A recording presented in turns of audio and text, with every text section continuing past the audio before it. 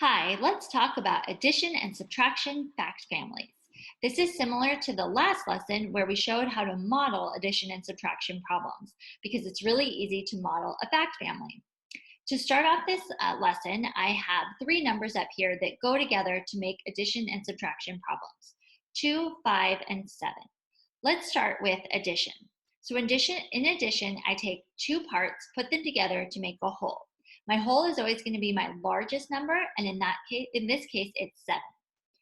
So now I can put 2 and 5 together through addition to make 7. The commutative property of addition says that the order of the addends really doesn't matter, so I can also show 5 plus 2 equals 7. Now I can show subtraction. In subtraction, we start with our biggest number and we take a part away. So 7 minus 2 equals 5, and 7 minus 5 equals 2. I can model these problems using either a tape diagram or a number bond. And if you want to learn more about that, just watch the previous lesson.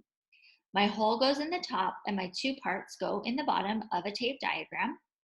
For a number bond, I have one big circle with legs coming off of it.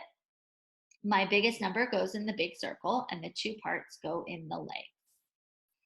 What I love about fact families is that if I know one part of the fact family, I can figure out the rest of the parts really quickly. So it's like getting 4 equations for the price of one when I'm memorizing. Okay, go back and look at the worksheet that you looked at before watching this video. Put that away for tonight when you're done.